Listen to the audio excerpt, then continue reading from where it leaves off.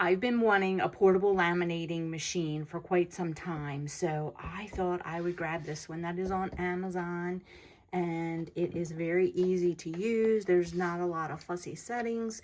You plug it in. The on-off switch is on the end here, so we're going to turn that on. You can see right here the hot light is blinking. When it stops blinking, it means that it is warmed up. It comes with 40 pouches, and there are 3 different sizes. The biggest size is 8.5 by 11, so that is a standard piece of paper. And then there are some smaller pouches. You can see that one is going to be a good size for what I'm going to use. And then there's a medium size also. And you can put more than one item inside the pouch.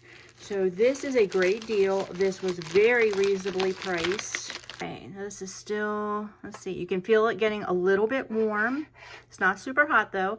We are still waiting for it to finish heating up. While we're waiting, we're going to open the pocket. There we go. And in between this, we're going to put, let's see. Okay, we're going to have to do this. Now, it says to leave 3 to 5 millimeters around the outside of each paper or each thing that you put in there. So I think that looks like a good amount. Oops, let me slide this over some more so I can fit both of these in here. There we go. And then you shut the pouch.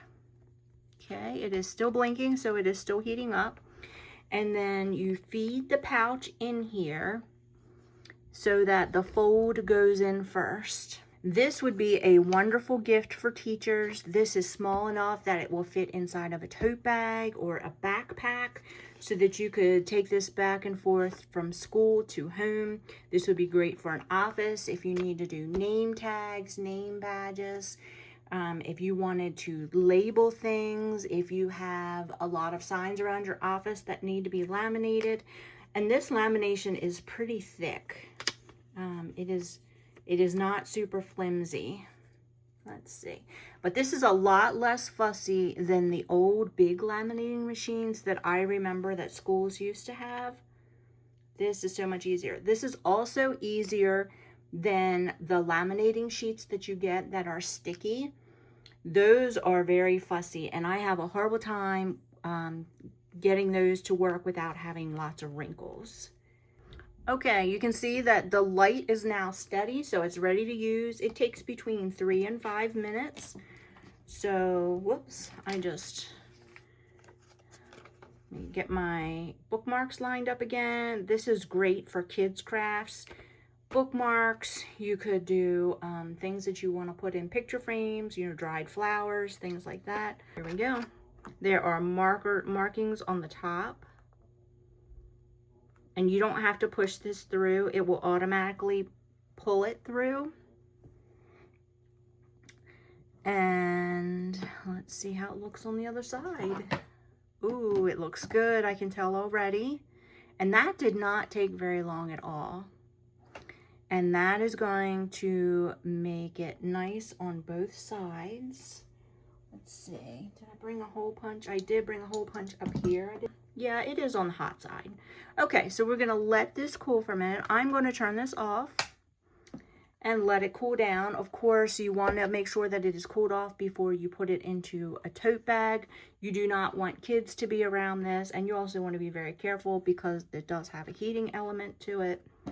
Okay, I'm going to trim around these. I wanted to make these into bookmarks. So we're going to cut that off. Let's see, let's cut the top off. And then we're going to cut right down the middle. I probably should have left more room in between them, but that's okay. There we go. And I have a hole punch here. So I punched a hole. All right, so I found a piece of ribbon, and instead of the twine, I'm gonna do ribbon. But that turned out really cute. I am going to give this to my granddaughter, and I am pretty sure when she sees this, she's going to want to make a bunch of these for her friends.